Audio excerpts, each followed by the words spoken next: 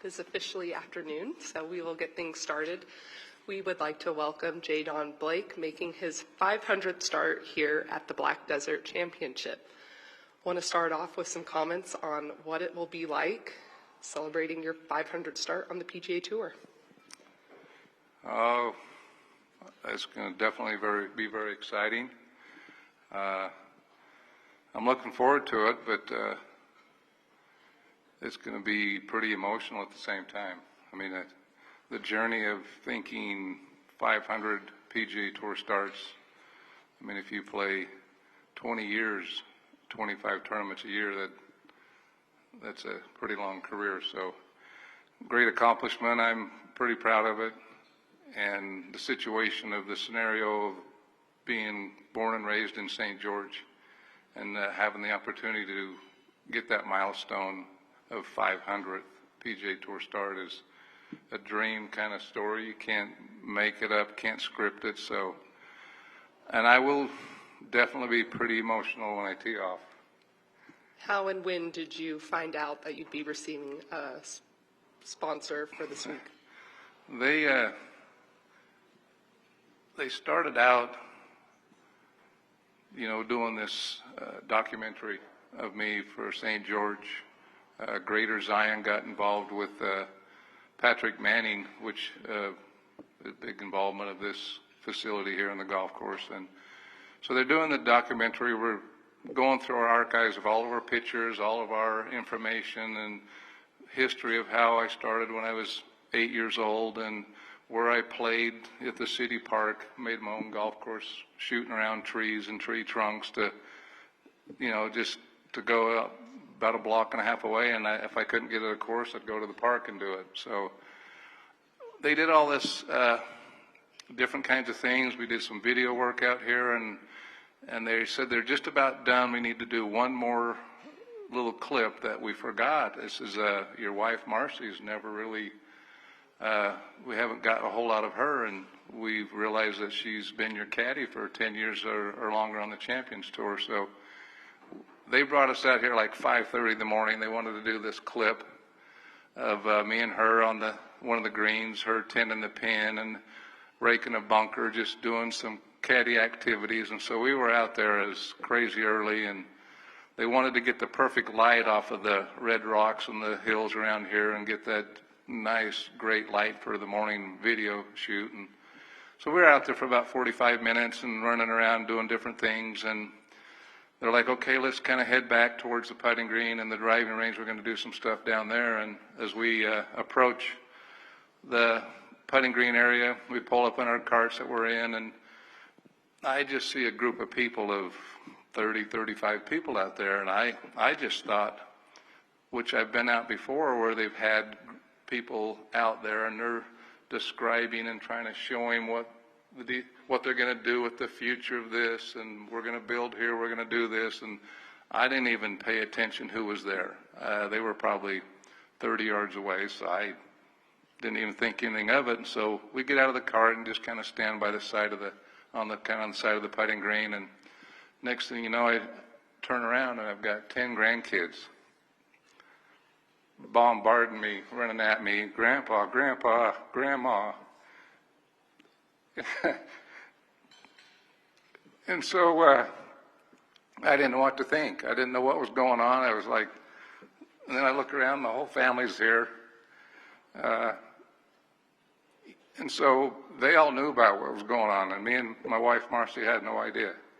So we're surprised, shocked, I had some things rolling around in my head thinking, maybe this might be a time that might be presented with, I don't know what was going on. I don't know if I was confused really. So they gathered us around over where everybody was at, and they had the Greater Zion people there that did a lot of the documentary and the camera guys, and got our family kind of standing in a group, and somehow they'd kind of hid Patrick Manning kind of behind my family and a few of the people. And as we're kind of sitting there, we're kind of emotional and kind of excited to have it's like 7 o'clock and the kids should be in school anyway.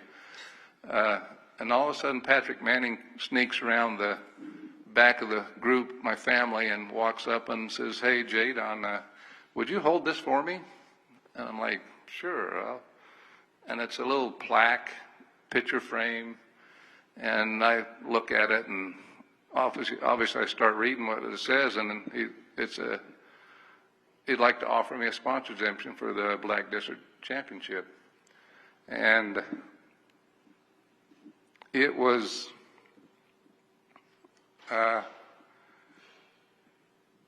like right now. It was a very emotional,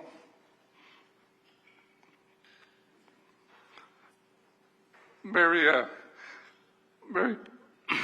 proud moment to be part of what's going to take place this week, and to have my family be part of that, and all the support they've given me throughout the years. So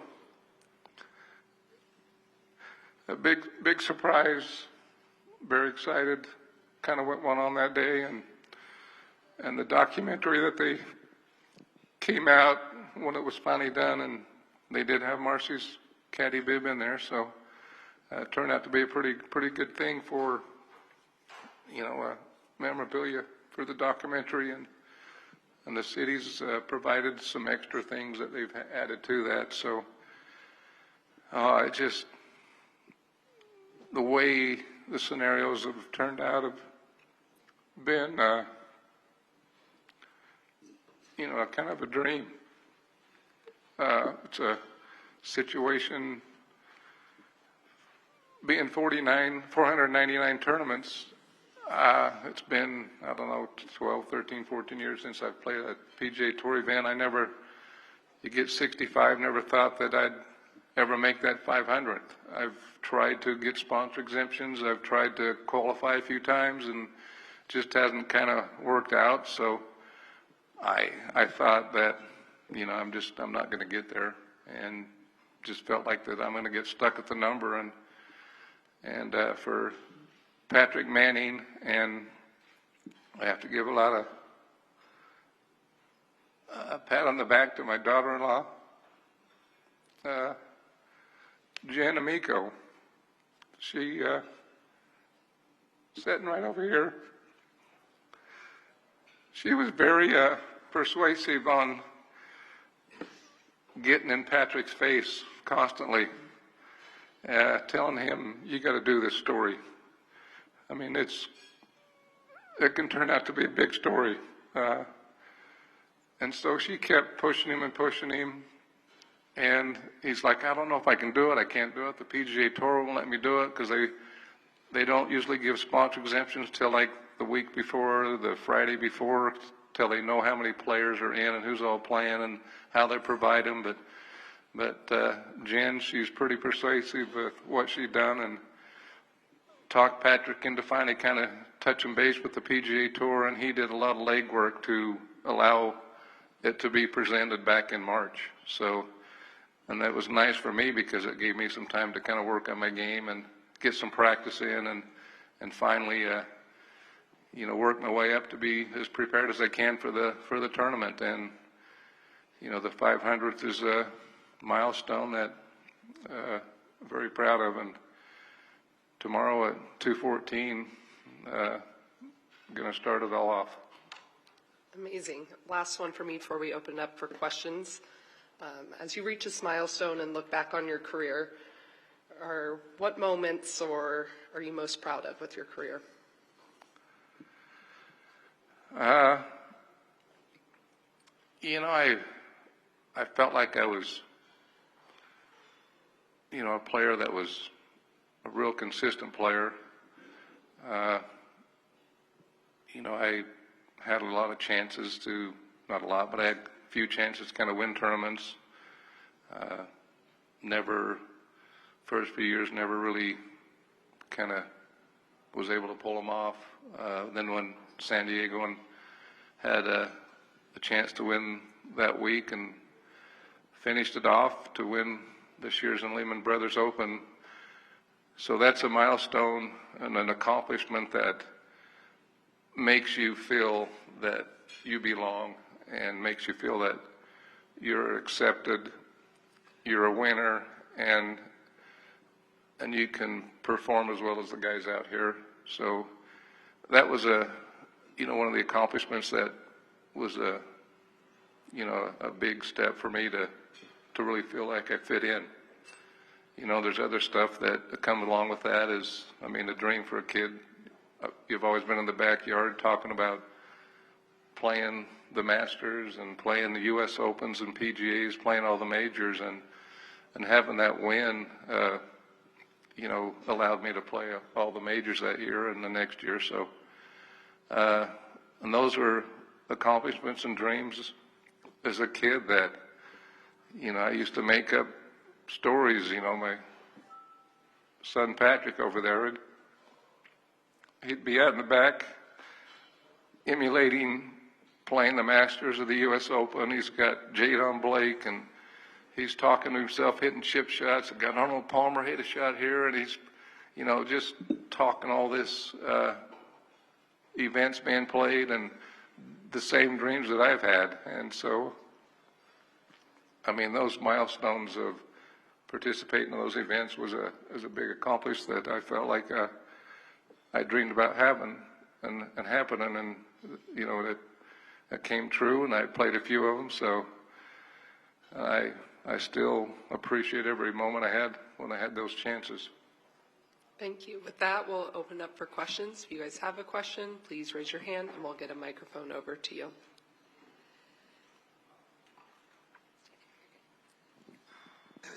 Thank you, Sarah. Thank you.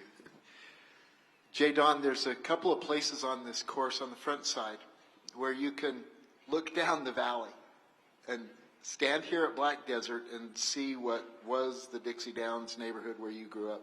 Yeah. What goes through your mind when you take that view and think about your whole career, the international travel, all of everything, and it's brought you right back here? Yeah, it's when I first came out and played for the first time ever playing, I ended up I pretty much kind of took in awe of what the golf course presented, the lava rock and the beautiful green grass and the sand traps. So, and I knew in the back of my mind that I just grew up just down the road a little ways. It wasn't until, I think about the second time I played, I had a little bit more time to kind of stand up on some of those little lava rock peninsulas and look a little deeper down the valley where I grew up in a trailer park. And standing there, I'm thinking, I probably stood on this same peninsula when I was a little kid. Used to come up in this valley right here, and there wasn't anything out here. Just the lava rock and sagebrush and a few rabbits that I was chasing around. So every time I've played the course now, it's a moment that I look that way.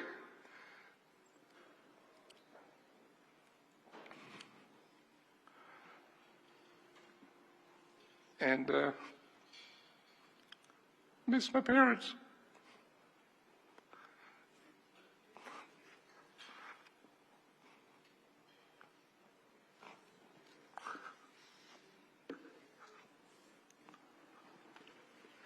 Take your time.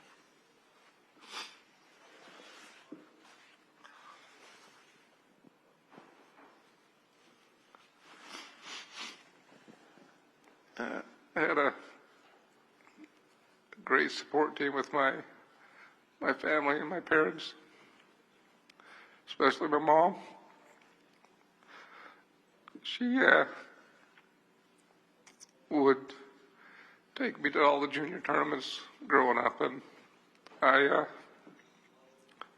St. George didn't have a whole lot of junior events in this area. We always had to go up north into Salt Lake and participate, so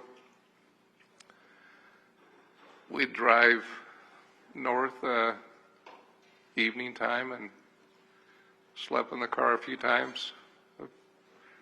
And in the morning we'd get up and freshen up in some gas station next where we could stop and get prepared, get my golf clubs out, go play a junior tournament that day, and then drive back home. And we did that for a few years, and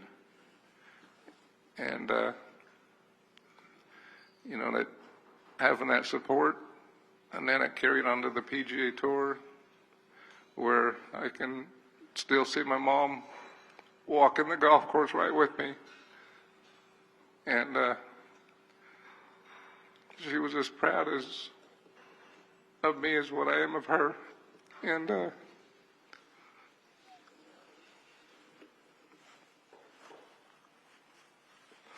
just this dream scenario. I just, you know, everybody kind of wishes their parents can live as long as they can and enjoy moments like this. But I'm just very grateful that they gave me the opportunity. And I look down that valley every time. Thanks. Thank you. Just move right to the next one. JDB, how's the game? How long has it actually been since you played in a Champions Tour tournament? How's the game? Give us an update and tell us a little strategy on how you're going to attack this course, how you're going to play some of the par 4s and par 5s out there. You know, I feel pretty comfortable with the game. I mean, it's still kind of, you know, a little rusty. I've worked at it pretty aggressively. I mean, I've felt decent with it, so I'm not. I mean, you never know what with golf. I mean, I've hit a lot of good shots. I played pretty well on Monday.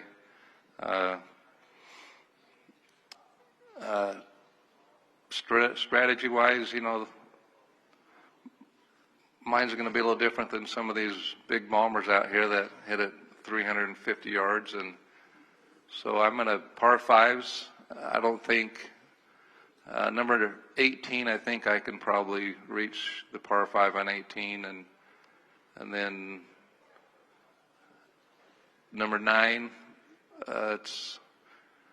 There's a little ravine off to the right that it's 295 to carry from the back tee, and I can't carry it that far, so I got to make it a dog leg, and these guys can make it a straight shot. So I don't think I'll play that as a 2-shot. It's too risky up by the green, gets pretty tight up there. So it'll be a 3-shot hole most of the time on me on that hole. Number 7, if you get a little downwind, I can reach the green. I played with Fishburne a couple weeks ago. Media day, went out and played a few holes, and I don't know, Rob, what did he hit? 9-iron into that green that day? I mean, he hit it like 400 yards down there. It was crazy how far he hit it, and I'm like, I think I'm in the wrong ballpark right here. I'm still hitting wood, and he's got 9-iron, so their strategy is going to be different than mine. Some of the par 4s, that's drivable. If I get the right winds, I can drive number 14. Number 5 is another drivable one, pretty tight down there. Not as forgiving of a tee shot as what number 14 is, but I've just planned on hitting a 5-iron and having about 80 yards or so, 90 yards. Just kind of hope my wedge game can pull through and give me some good chances for some birdies on those drivable holes. You know, the par 3s are, you know, they're just kind of normal par 3s, nothing really tricky on those, so I feel like I'm pretty comfortable on that stuff. So strategy-wise, it's just the par 5s that are going to have a bit more of an advantage than I will. So, but you know, I'm excited about it, and I'm comfortable enough that I feel like that maybe my knowledge can outsmart them and outwhoop those young kids. We're moving over to the right side here. J. Don, we're here recognizing and honoring tenure today, and a question that I frequently get asked is, this is J. Don's 500th start. Is it 500 on the PGA Tour, or is it a combination of the PGA Tour and the Champions Tour? You and I talked about this yesterday. We did. But educate the room. No, it's not a combination. It's just 500 PGA Tour starts, and I'm not sure the exact number, but I think I've also played 230-something Champions Tour events also. So, you know, I've had golf's been my life, and it's a great game. Obviously, you can play it at any age and still enjoy it. I'm 65, and I've played with guys out here that are 80 that they love the game. Play it at 12 years old, you can love the game. So that's what's the great part about golf is, you know, you can play it at any age and love it. And having that kind of a career, I'm very proud to get to the 500th, and it is just PGA Tour starts. Thank you. Thanks, For the Rob. record, this is the house you built, St. George, Utah. Thank you. And moving back over here to the left. Hey, Jadon, what gives you the most joy out of golf, and are you thinking about trying for 501? I've kind of been asked, and we've kind of talked about it. Even talked about it last night, kind of chatting. Had a guy on the telephone, friend of mine, and it's kind of probably one of those moments that might be what they call a mic drop. I'd hate to, I mean, yeah, you'd like to kind of go on, but I mean, the way the kids are now, I just don't know competitive-wise if I can continue to, you know, hang with those guys. So at 500, I think I'm going to, you know, kind of leave it at that number and hang a plaque on my wall and look at it as much as I can. You know, just you meet different people. You meet a lot of great people. You travel the country, you know, with the PGA Tour. You're all over the place week after week.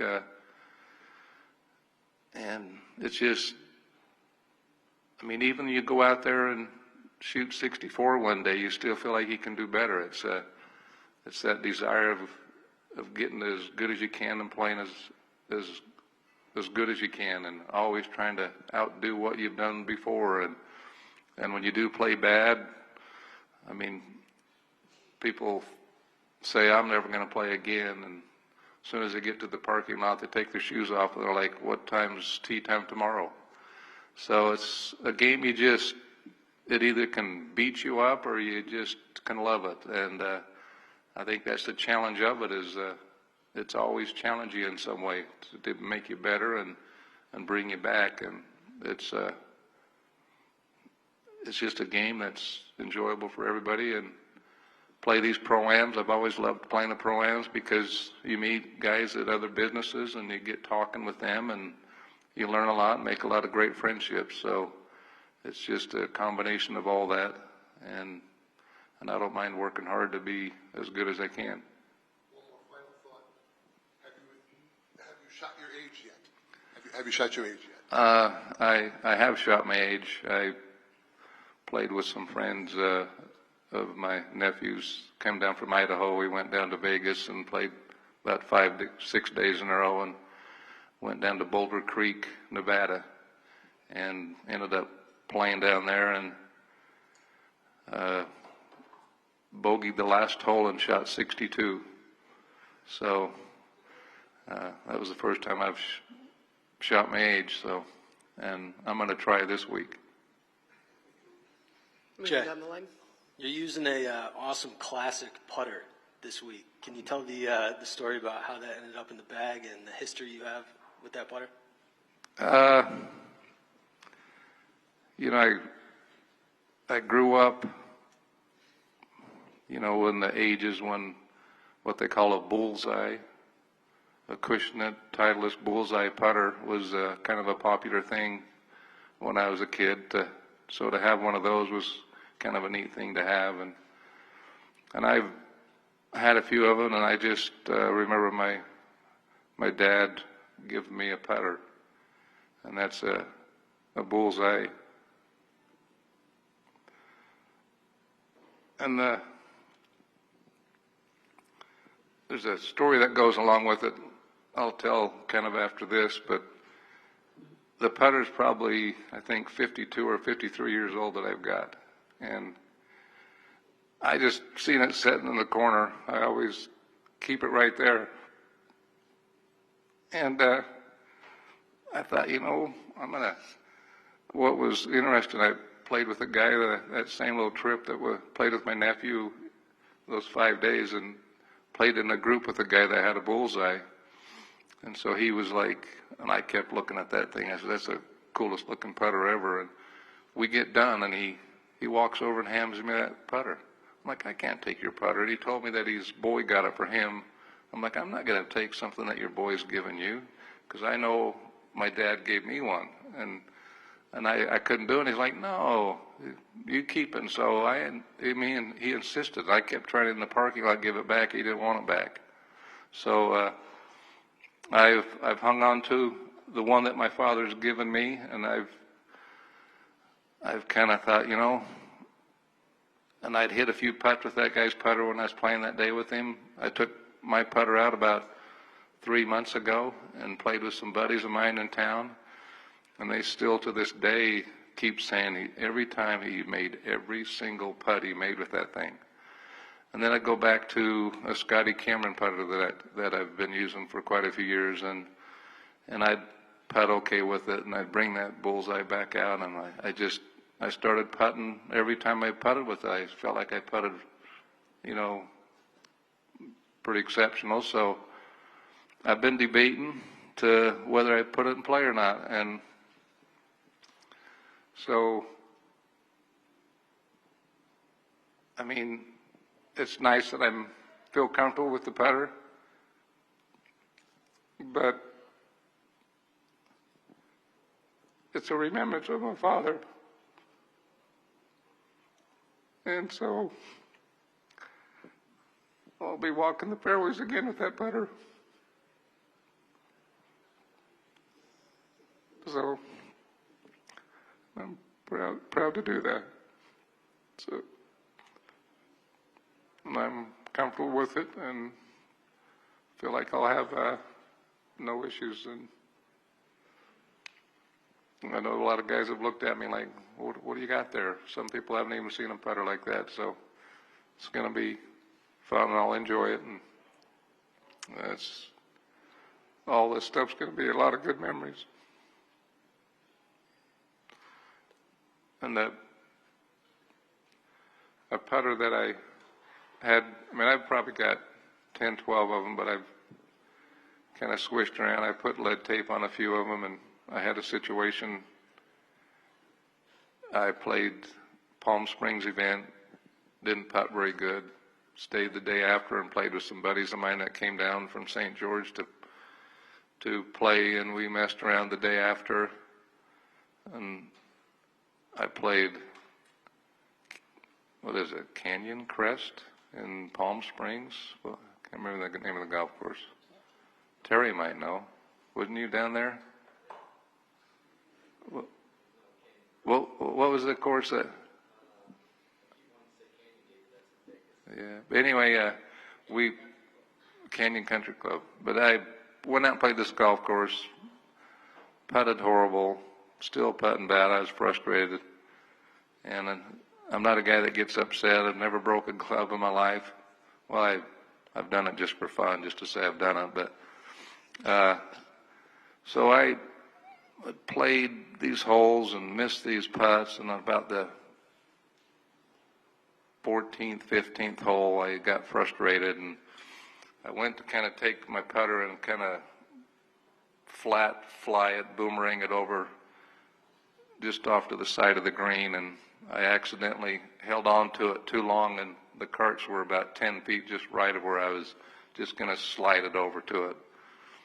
And all of a sudden, as I let it go, I see where it's headed, and the putter sounded like a pinball machine of the shaft rattling the railing, and I've still got that putter today, and it's got bands in it, and where I've had to re-straighten it and get it all back into shape where I could use it for the rest of the round. And I didn't make it to the rest of the round. I threw it in a pond over at the golf course over there. And so we get over to San Diego. I drove over there, and they went back home, and it's still afternoon time, I go to the putting green, and there's a gentleman, Scotty Cameron, that had just got credentials to provide putters that he'd build with his dad in the garage. He grew up there in San Diego, so he was out there promoting his equipment.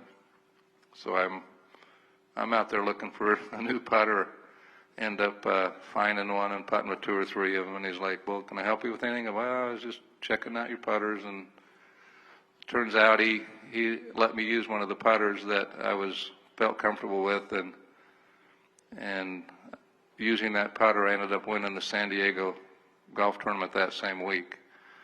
So me and Scotty have been, kind of buddies for a while, and so after the interviews and stuff, you're leading the tournament, they come and ask you some questions. What's changed in your game? I'm like, oh, I couldn't think of anything. I said, I've never really done anything different from the game, and the game's still the same. I didn't change much. And oh, wait a minute. I said, I got a new putter. I got a different putter. And so they asked me what happened to the other one, and I had to tell that story. So then, as the story goes on, they send a scuba diver over to Palm Springs, and they fished the putter that I threw in the lake out, and I've still got it. It sits in the corner with the one my dad gave me, and it still looks as good as ever, but it's got a few little nicks in it. So that was kind of the story of the Bullseye putter, of how I went from that to the Scotty Cameron, and then, it's going to be a pleasure to use a Bullseye again that, was given to me from my dad, and it meant a lot when I got it, and it still does. And this is a good thing to remember my dad for. We have time for just one more before we wrap it up. We'll finish up with Jeff in the back.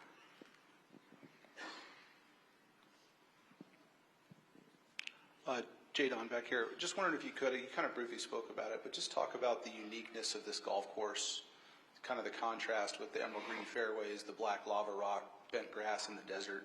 Just kind of talk about the overall beauty of this course.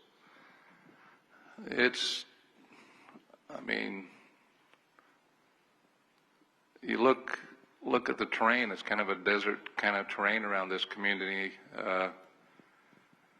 There's a lot of people that have asked me, where'd all the lava rock come? They think they actually brought it in to create the golf course with lava rock, but about 3 miles up the road, just kind of up one of the valleys, there's a couple volcanoes, in which that's probably where it came from. But it's having the lava in this terrain territory. A lot of the community didn't even know this was even part of what it was going to be. The uniqueness of it, and then you got the red cliffs kind of north of us, and to the sides. We used to go to a place called Tuacahn up in the canyon before the course was even built, and it was kind of a hard road to get up through here to get to it, and then things started snowballing. But just the beauty that it has everywhere you look. You got the mountains in the distance, and bent grass is not really a grass that's normal for hot climate kind of areas. And for what they've done to keep this golf course in great shape and the condition it's in, and I haven't seen really a dead spot yet anywhere. And throw the white sand out with the green grass, and then you got the lava rock just right off the edge of the grass is a very unique, kind of style of golf course for this desert kind of climate. It's a lot of people have made the comment, I feel like I'm in Hawaii playing on some of the courses. So it's it's just beautiful. I don't know how to really explain. I think anybody can see how unique it is, the way it's been laid out and through all the lava and designed the way it is. Tom Weiskopf did a great job and had a great vision of how he wanted to make it happen. And I was a little leery at first when they started talking about a golf course being out here because I already knew the terrain, what it was going to be like. I'm like, how are they going to get dirt to be on top of lava rock and have enough to where all of a sudden you put water to it and then you get a sinkhole that could be a mile down below. So, but what they've done is made a spectacular golf course and picked a great location for the beauty, and they're trying to finish up this resort that's great for the community, and it's going to be, they got bigger dreams and they go way beyond my imagination. So the golf course is unique, very unique and beautiful, and sceneries everywhere you look is spectacular. And it's I think I've never heard any players really say anything negative about it yet, so I think they all like it and enjoy it. Perfect. Thank you so much for taking the time to speak with us, and Thank we wish you. you the best of luck this week. Sorry for the tears. Thank you.